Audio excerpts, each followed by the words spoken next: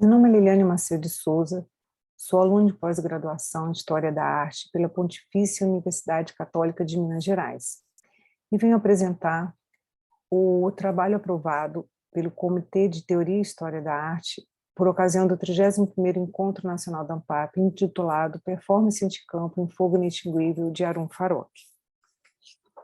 Interessa-nos a maneira como Arum Farok, ao parodiar o gênero documentário na obra Fogo Inextinguível, a inscreve como uma prática artística contemporânea, em que uma série de fronteiras se hibridizam, surtindo complexos efeitos de significação a partir de como a performance estrutura esta obra, em que o recurso ao anticampo emerge como gatilho retórico responsável por desencadear os sentidos estéticos, éticos e políticos que o autor deseja imprimir, para a reflexão ao redor dos aspectos hediondos das guerras em sua relação sistêmica com o capital.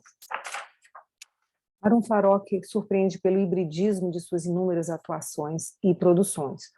O diretor acumulou em sua trajetória artística cerca de 120 trabalhos, dentre eles filmes, ensaios, documentários, instalações e videoinstalações. Filiado ao cinema de autor, como costumava referir-se a seu trabalho, Farok assume lugar de fala em seus filmes e documentários, como um local de construção da formulação conceitual, temática e investigativa de suas obras. Faremos algumas análises acerca de elementos teóricos que serão abordados nessa apresentação, a saber, a subversão paródica do gênero documentário e as fronteiras entre verdade e ficção nas imagens midiáticas, a narrativa do diretor sobre a indexicalidade fílmica versus a irrepresentabilidade da morte, a retoricidade fílmica desconstruída por Arum Farok, sua montagem disruptiva do documentário, em que promove um discutível equilíbrio entre o estético, o semiótico e o ético, e a performance anticampo que o diretor utiliza como recursos para despertar consciência e ação. Fogo Inextinguível, produzido na Alemanha em 1969, é um filme documentário de 21 minutos sobre as bombas de napalm, um explosivo utilizado durante a Guerra do Vietnã.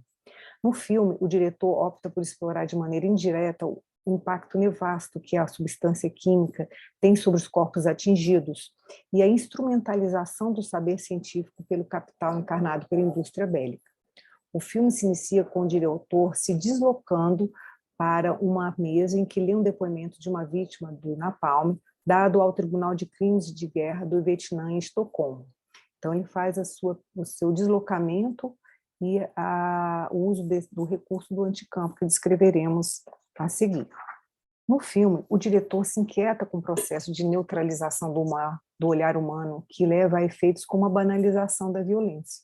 Então, ele se utiliza de duas estratégias determinantes no filme, que concernem a utilização do próprio corpo como meio de comunicação com o espectador, ou seja, a sua performance, e ao recurso do anticampo, que aqui eu resumo a citação de André Brasil, no artigo de 2003, na página 579, em que o anticampo pode ser entendido como aquele conjunto do diretor, equipe e filmagem que adentram a cena gerando um efeito de ficção, e a representação é fundida para abrigar processualmente uma relação de mútua implicação e alteração entre quem filma e quem é filmado, entre o mundo vivido extradiegético e o mundo fílmico diegético. Cabe aqui esclarecer a compreensão desse recurso no documentário por Farok.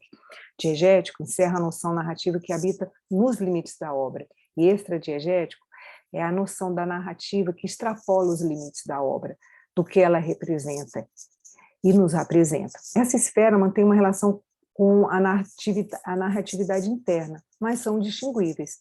Então, Arum Farok sugere uma exterioridade relacional com os limites narrativos internos da obra.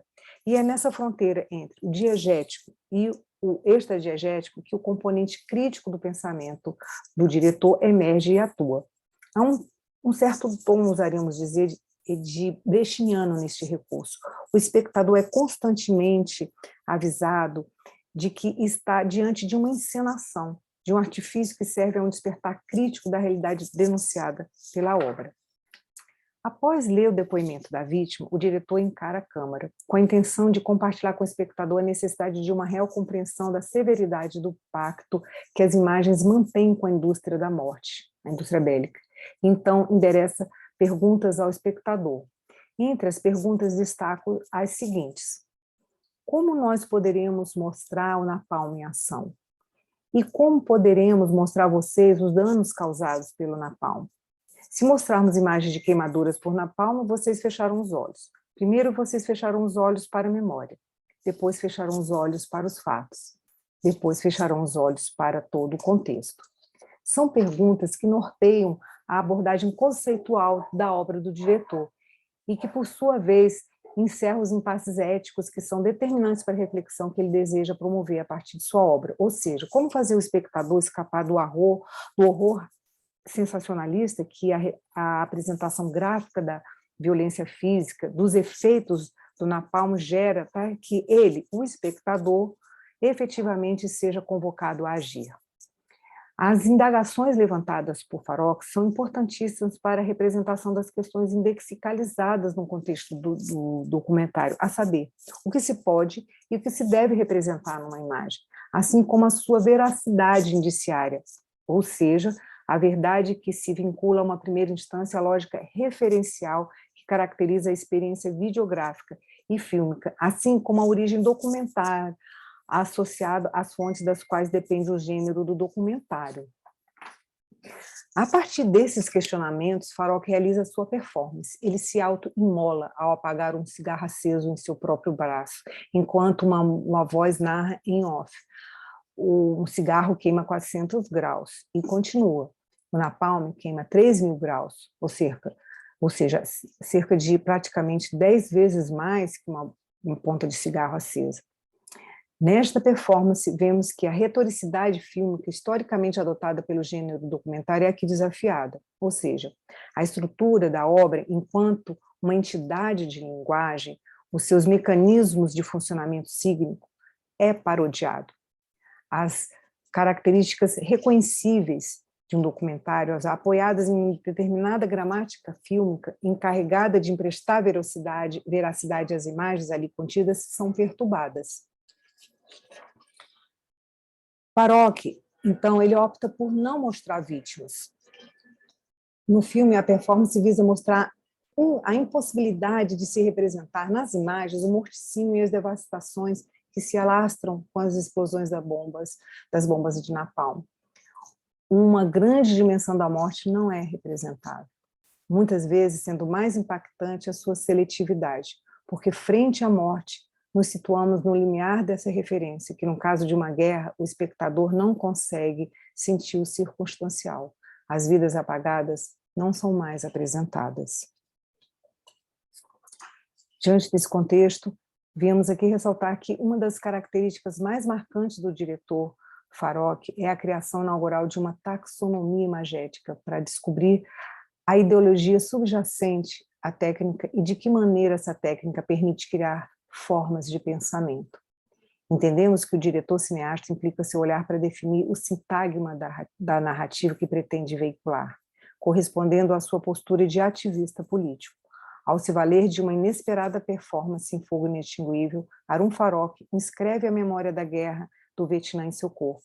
E, em nossa leitura, acaba por estabelecer um triplo vínculo entre diretor, vítima e espectador, a fim de tangenciar as margens do irrepresentável, de estimular um deslocamento do estado de torpor, que traria a sensacionalista exposição das imagens do bombardeio com napalm, para aquele de uma identificação com o sofrimento real das vítimas, assim como uma conscientização das práticas aviltantes das guerras e de sua naturalização representacional.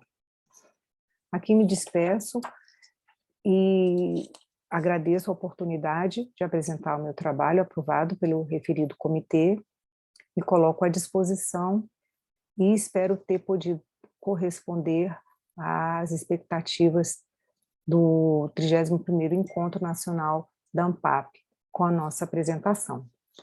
Muito obrigada.